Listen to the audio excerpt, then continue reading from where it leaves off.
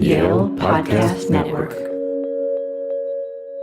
Welcome to the Quadcast, a Yale Divinity School podcast series focusing on issues related to religion, culture, and politics.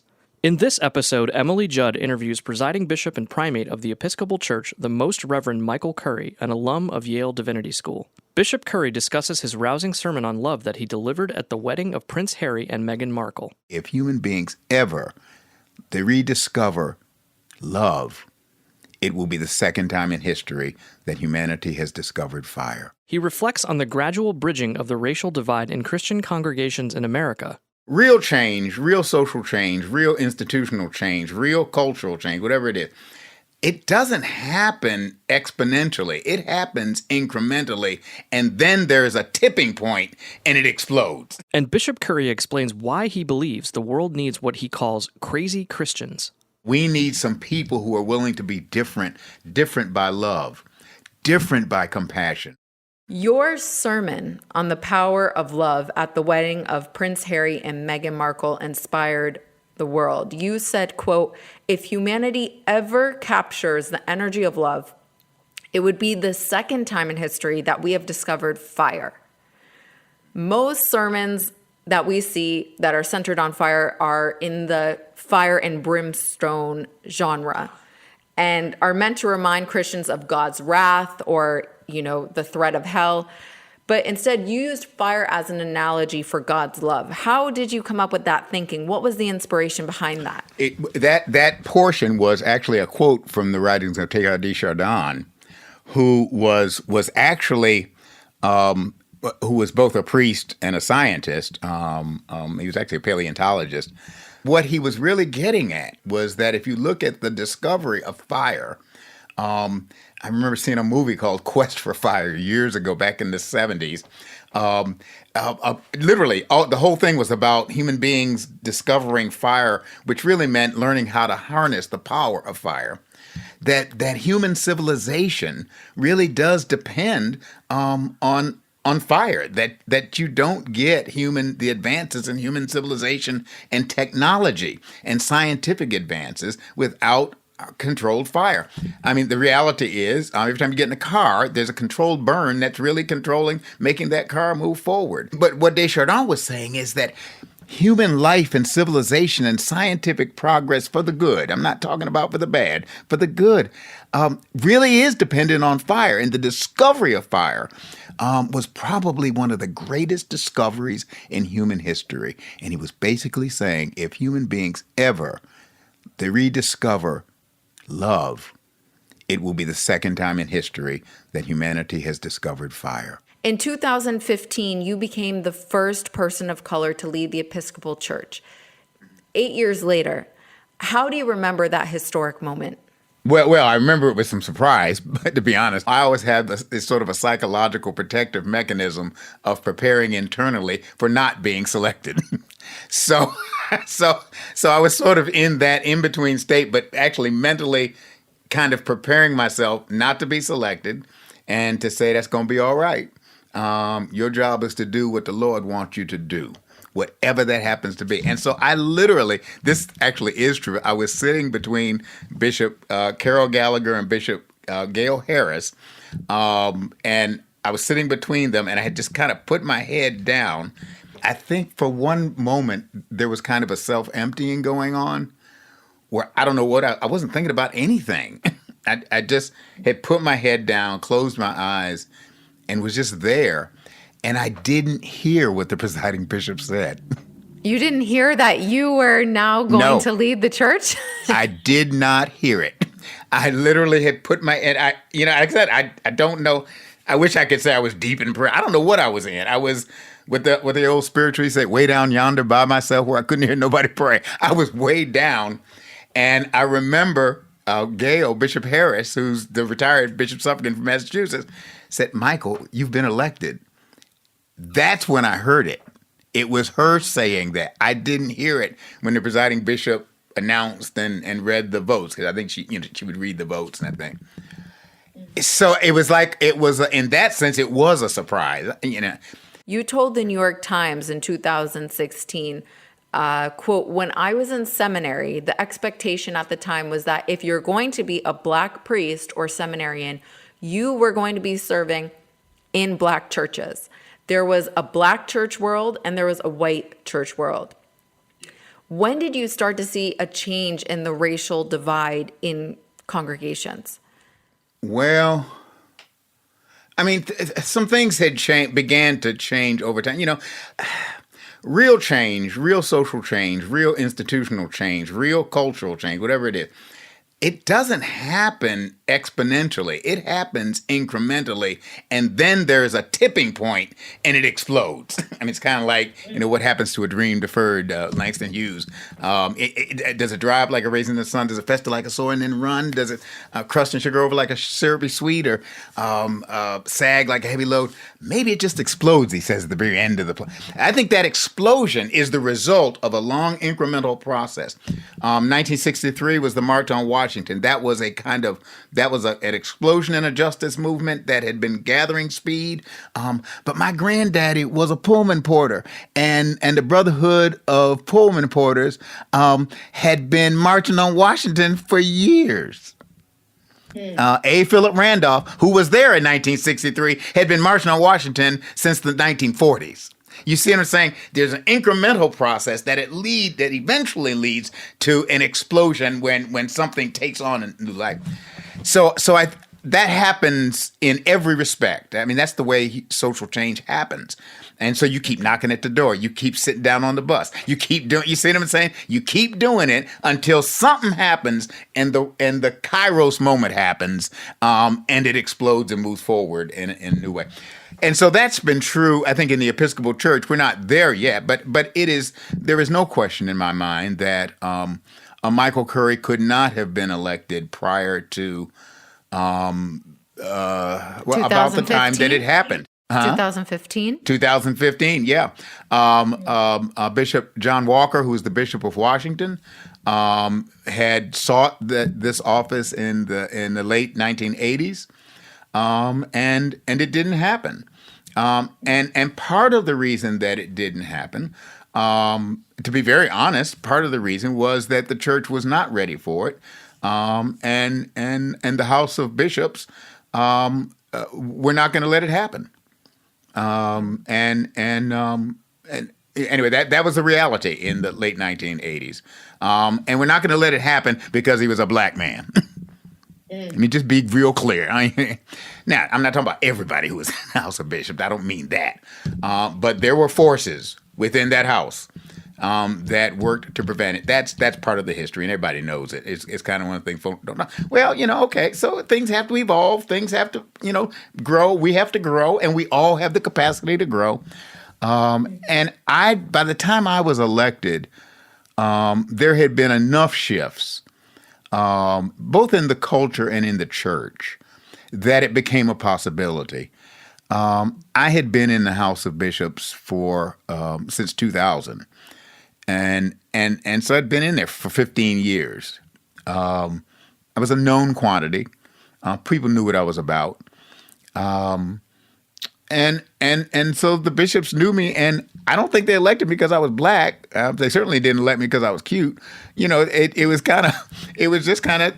felt like the right person for the right moment. And I mean, I think that's true of all of us. I mean, maybe it's because I'm almost 70 years old and getting older now, but the book of Ecclesiastes is beginning to make more sense to me. There's a time for every matter under heaven. And there's a time when a person happens to be there present in a moment. And that's true of our ministries, that we are not people for all seasons. I love that movie, A Man for All Seasons, but the truth is none of us are people for all seasons. We are meant for a particular season, for a particular divine purpose and time. And mine happened to be in this particular ministry for a particular time. My term will end and it will be time for another, a time for a different capacity and gifts and graces to be used for God's work of love and justice and compassion in this world. You wrote a book called Crazy Christians, A Call to Follow Jesus, which is based on a homily of yours that went viral in 2012. And you have said that Christians are called to craziness. What does a crazy Christian look like? A crazy Christian looks like a Harriet Tubman. A crazy Christian looks like a Harriet Beecher Stowe. A crazy Christian looks like someone who marches, as Henry David Thoreau said, marches to the beat of a different drummer. The day it was part of at a general convention of the Episcopal Church, and the particular day was a day set aside for Harriet Beecher Stowe. And so I was looking at her and looking at the text in Mark's gospel, where early in Jesus' ministry, his own family comes up to him in one of the versions of the text, where people saying he's lost his mind. He's out of his mind. And one of the contemporary versions just said, he's crazy. And his family, I mean, his mother and brothers, and everybody's trying to get him, will you cool this stuff down a little bit? Trying to rein him in, yeah. Trying to rein him in, yeah.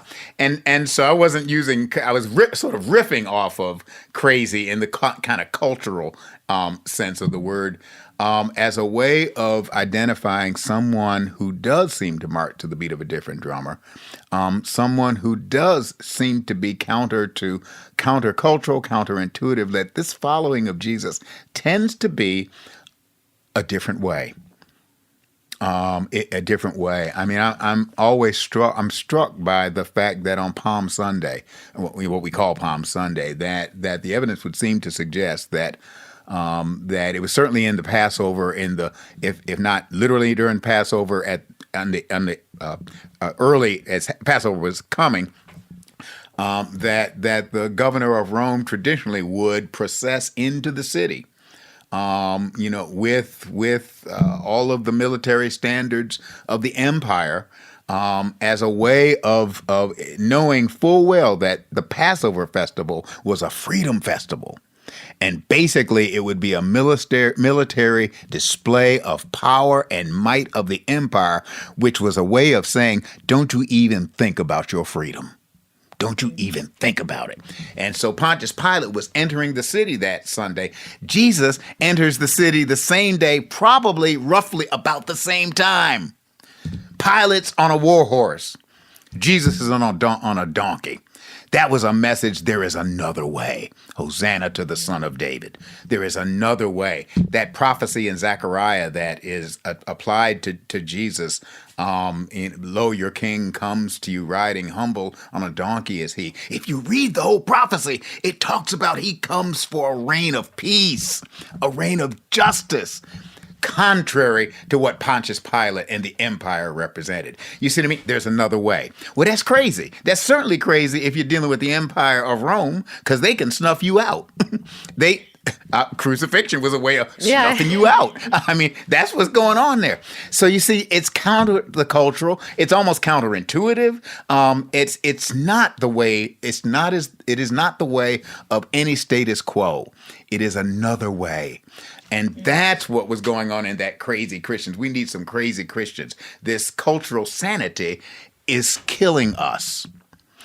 We need some people who are willing to be different by love, different by compassion, different by kindness, different by justice, different by goodness.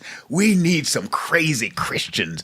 And while we're at it, let's get some crazy Jews and crazy Muslim and crazy Buddhists and crazy atheists. And we need some crazy folk to help this world find what real sanity, what real humanity looks like. That's what the whole I haven't looked at that sermon for a number of years, to be honest, but that's what the sermon was getting at.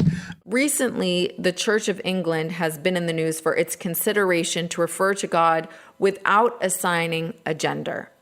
What are your thoughts about that? The truth is, our language is limited.